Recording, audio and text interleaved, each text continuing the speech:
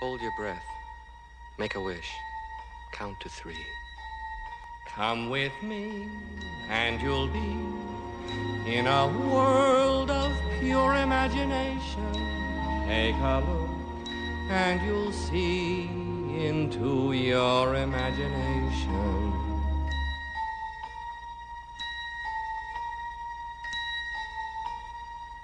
We'll begin with a spin, traveling in the world of my creation. What we'll see will defy explanation. Power isn't free, and every time we flip a switch, electricity needs to be provided. Here in the United States, it's estimated that as much as 45% of electricity generation comes from coal. We carry on our lives living comfortably, not knowing of the dangers that slowly creep behind us.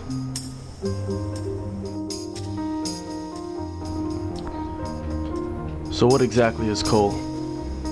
Interestingly, coal is what you see before you.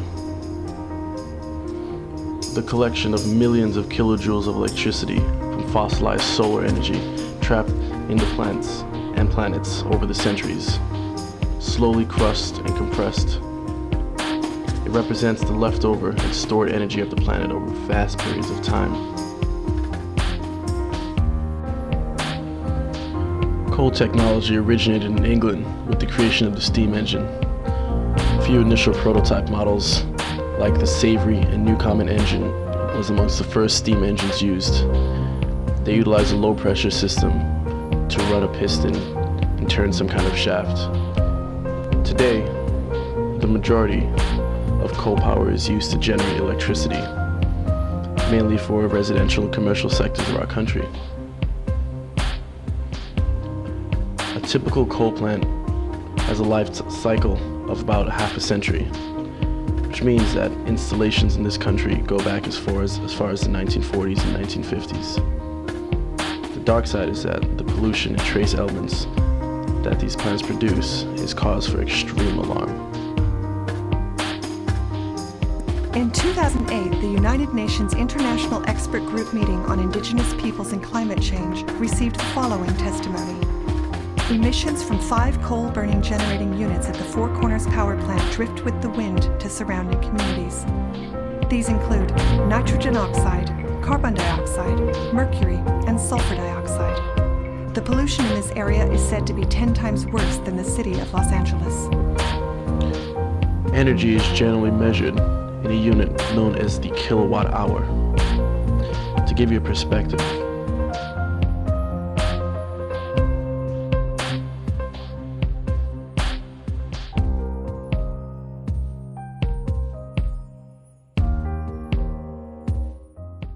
generating electricity is the first link in the electrical chain, but delivering it efficiently and using it effectively are both difficult. Most would agree that the incandescent light bulb was a brilliant idea, simple, elegant, and, of course, illuminating. But this brilliant idea also has a dark side. If coal is the fuel burned in a power plant, fully 65% of the energy is lost right at the source. Another 3% is lost during transmission to your home. Of the energy that does reach the light bulb, almost all is wasted as heat. Less than 2% of the original energy from the coal is actually converted into light. To light just one 100-watt incandescent bulb around the clock for a year, you have to burn 1/3 of a ton of coal. Coal that has to be mined and shipped to the power station, requiring even more energy. By switching to a compact fluorescent bulb, we reduce the amount of energy required, but the bulb is still wasting 30% of the energy it draws as heat. No matter which light bulb we use, underlying inefficiencies in our system contribute massively to the CO2 problem, such as phantom power loss. Electronic equipment in our homes and offices that are on standby, like TVs, stereos, and computers, are using energy every minute of every day, collectively pulling a full 8% of available electricity out of the grid. we are wasting energy as heat, using energy we don't really need, dissipating energy through the grid, and losing energy at the source. Right now, the world is struggling to produce 22 trillion kilowatt hours of electricity each year to power almost every aspect of our lives. By 2030, we could save more than 50% of our CO2 emissions just by plugging the inefficiencies, energy that could be used to help satisfy the world's growing demand for power. What we need now are brilliant new ideas to shed more light on how to become more efficient and find much better ways to produce, deliver, and use electricity. The Eddystone Generating Station has been operational for at least 6 decades. Exelon had announced plans early in December of 2011 to shut down the aging power plant.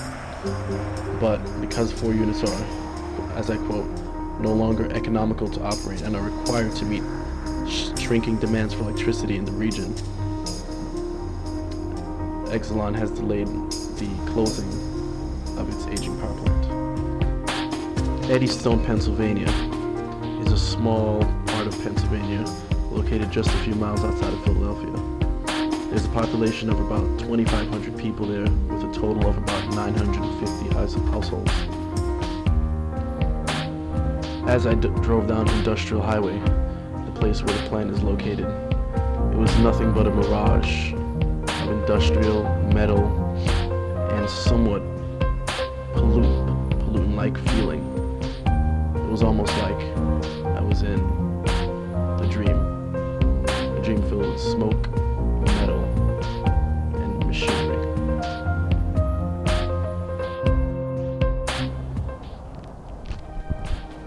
What we have here is the front of the Eddystone power generation plant. After being denied access by the security guard, as well as phoning in the buildings or the building's administrator, I've been denied access, unfortunately. But I guess that's somewhat understandable, seeing the recent Boston bombings.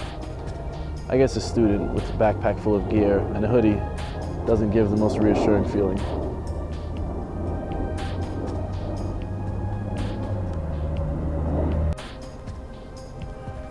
What we have here is the Delaware River, a former shell of what it used to be. After looking into the river, where the nearby coal plant used to be operational, the water looked murky, oily, and had a very dirty feel to it. In fact, just being there, you can smell the odor coming out. Something like sulfur, something very toxic is close by. Okay.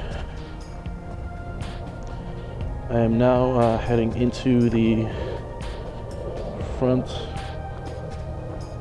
of the power plant just to get a little bit of a picture. I want to talk to the guard, maybe see if it's possible again to get back in, or to get in rather. It really looks cool from the outside here. As you can see, coming up to our left here, there's quite a bit of transformers. See, the way the electrical power plants work is that the steam that turns the turbine turns out really high voltage, and that voltage eventually has to be stepped down for transmissions through these power lines. And then when it gets to certain points, some certain checkpoints within the city, it's stepped down further quite a few times until we get the US standard voltage of 120 volts. This guy is probably gonna hate me. This is my second time going up again.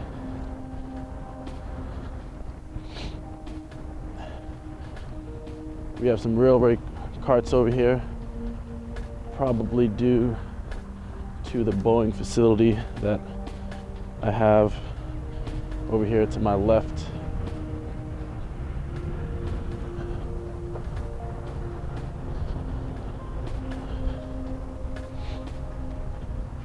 if I don't get access in, I'm gonna have to ask the security guard here a few questions, how long he has been working here, and things of that nature. See what he has to say on behalf of this place. There are restricted signs everywhere. I'm really sorry to bother you again, but is it possible to get another phone number? Because for some reason that the phone number that you gave me, sure.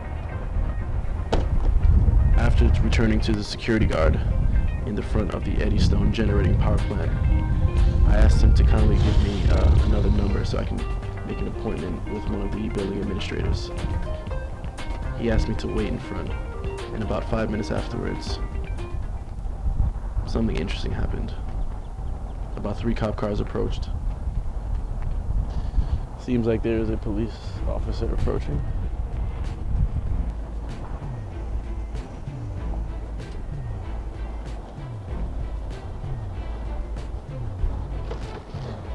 What's up? Hi, good afternoon, officer. What you got, man? What's going on? So I'm from the University of Pennsylvania. Yeah. I want to do a project. I'm doing a project on coal power plants. So I was wondering if it's somewhat possible to get. I don't know how legitimate it is to get like some kind of tour, or like I just want to get some good filming. Yeah, I'm making a documentary, so I was wondering if it's possible to get anything. Oh, we got ID on you now? Absolutely. Right now you're trespassing on private property. Is this trespassing? Ooh, this doesn't look Why we're too. here, man? No problem, sure. Hi, I'm Dennis Dunning, plant manager here. Tom Byrne. Nice to meet you, bro. Hello. How long you been here, Dennis? 20 years?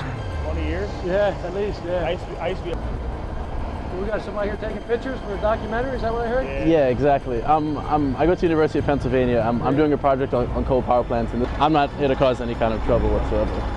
Well, unintentional. Any ID on you? Or? Absolutely, the officer has it. Okay. We're in Marisho, is that how you say your name? Actually, Check it yeah, out. very All right. nice. Yeah, man, at this point, like you said, he's the boss here, so you're going to have to make arrangements with their Okay, department or whatever. But as of now, you're trespassing on private property. okay. My apologies, officer. That's all right. That was completely unintentional. So, after being refused access to the Eddystone generating station, I decided to drive around and see what a few people had to say. Among one of the residents, I met a guy named Chuck. We're here in Eddytown, not Pennsylvania, so much an old dweller and we have Chuck. in Eddystone, Yeah, Pennsylvania, Chuck. but has So, lived there for so the Chuck, past I have 3 a quick years. question about, as you said, the pollution in the area. How was it like, and can you explain anything, any implications that the plant may have, any kind of impacts? Just for people who have asthma. Okay. Okay, that's a problem. Mostly we don't see the pollution here, we just smell it. Okay. Smells like sulfur, rotten eggs, Yeah. you know, and we get that about once a week. Mm-hmm. I don't know why, it's just once a week. Although I have been informed by the building's administrator that the plant was actually closed down, I still managed to pass by a train with coal moving close by. Perhaps it was just going through the area. This is what a typical coal train looks like. Along the northeast, we get our coal from Wyoming, which means that a train cart, usually tens and tens of train carts, transport coal across the country to fuel our growing demand for electricity.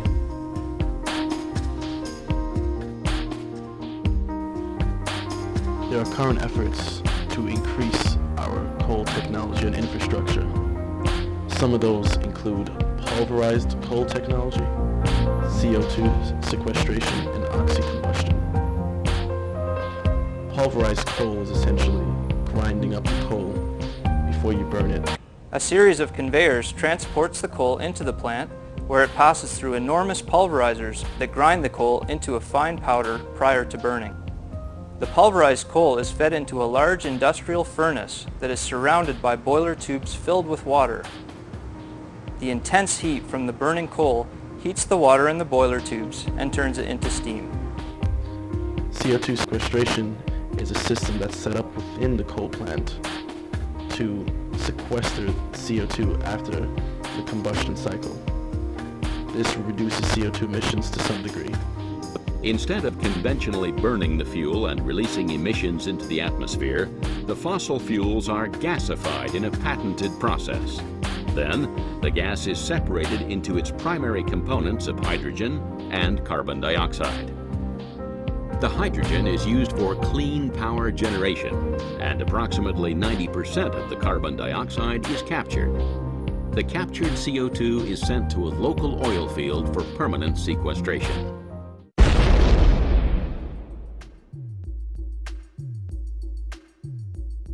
The truth is, carbon capture and sequestration is a pipe dream. There is not a single commercial coal-fired power plant in the world that captures and buries its carbon emissions. But the coal industry knew it didn't need to have a real solution.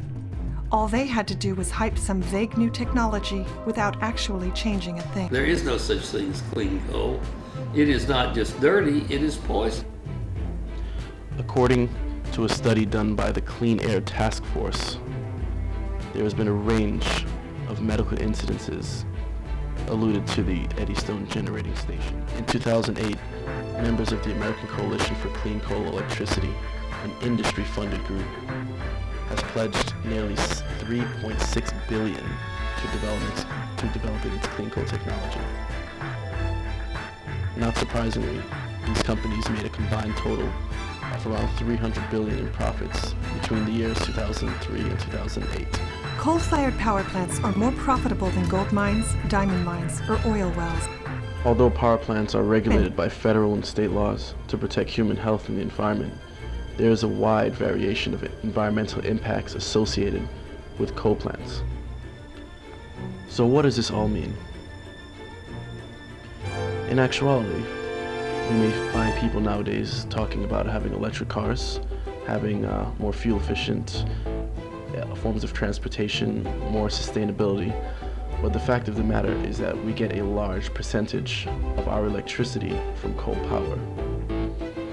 Using the same concept of efficiency, you're actually consuming 2/3 more electricity, or more energy rather, for every part of electricity that you use from a coal power plant.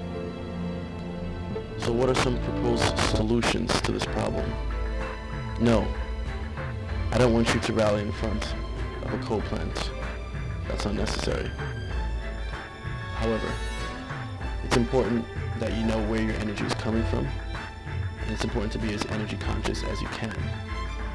For example, small things can include checking your Pico bill. Many of us have the option of choosing where exactly we get our energy generation from, whether it be from renewable or non-renewable resources on our Pico bill. But at the end of the day, just know that using electricity consumes nearly 3 times the amount in energy from harvesting and sending it to you.